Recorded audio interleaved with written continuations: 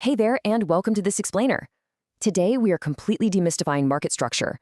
We're going to briefly ground ourselves in the absolute basics and then scale all the way up to some advanced, highly profitable tactics. Listen, if you've ever felt completely lost staring at a chart, wondering why your perfectly planned trades just keep getting stopped out, well, you're exactly in the right place. Let's get right into it. So let's kick things off with a pretty painful question. Why do so many traders lose by fighting the trend? It's a harsh reality, but ignoring raw price action leads to continuous, incredibly frustrating losses. We've all been there, right? You think you've spotted the perfect reversal, only to watch the market just steamroll right over your position. The ultimate solution to this? Mastering market structure. It gives you this purely objective view of exactly what the market is doing. That way you actually stop battling it and start trading alongside it.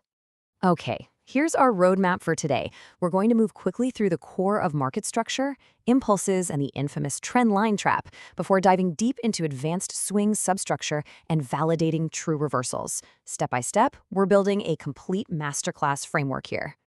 All right, section 1, the core of market structure. We have to start our journey right here because without nailing these foundational mechanics, the advanced tactics literally won't work. So market structure simply refers to the trending direction of a financial market.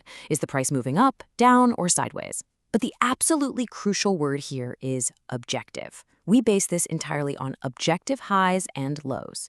Truly grasping this gives you absolute clarity. It moves you completely away from guessing or trading based on a gut feeling or just hoping for the best. The mechanics are brilliantly simple. An uptrend, that's just continually forming higher highs and higher lows. Basically, every peak and valley is higher than the last. In this environment, you only look to buy. A downtrend is the exact inverse. It's continually forming lower lows and lower highs. And here, you only look to sell. It's binary, it's crystal clear, and it removes all the emotion from your chart. Which brings us to a golden rule we all need a friendly reminder of from time to time: trade with the trend, because that's where the big money's made. Seriously, that is where the high probability lies. We want to actively avoid sideways consolidations, those choppy ranges where there's no clear direction. If the odds aren't heavily in your favor, just keep your capital safe and stick to the clear trends. Moving right along to section 2, impulses and corrective moves. We know how to spot the macro trend. Now let's zoom in a bit, because as we all know, markets never, ever travel in a perfectly straight line. Every trending move actually breeds in two distinct phases. First is the impulse. This is the large pro-trend surge of volume that breaks price into new highs or lows. Second is the correction. This is the small, temporary pullback against the trend. Basically, some traders take profit, the market breathes out, and price pulls back to a level where the next wave of momentum is just waiting to jump in. So, what's your ultimate goal? You always want to look to buy at the bottom of those corrective moves. Your fundamental job as a trader is to pinpoint the exhaustion of that correction and get in before the next massive impulse takes off. If you can catch the bottom of a higher low, you've essentially positioned yourself for a massive run with very minimal risk. All right, section 3, the trend line trap. Let's shift gears for a second because I really need to warn you about a massive pitfall. It's a widely taught illusion that constantly traps even experienced traders and just quietly drains their accounts. Listen, we have to separate subjective fiction from objective reality. Trend lines, they're really just subjective imaginary diagonal lines drawn by connecting a few convenient dots on a screen. Honestly, the market simply doesn't care about a diagonal line you drew. What it does care about is objective market structure, the hard horizontal reality of lower highs and lower lows. Here is exactly how this fakeout goes down. Picture this: price breaks above an imaginary downward trend line.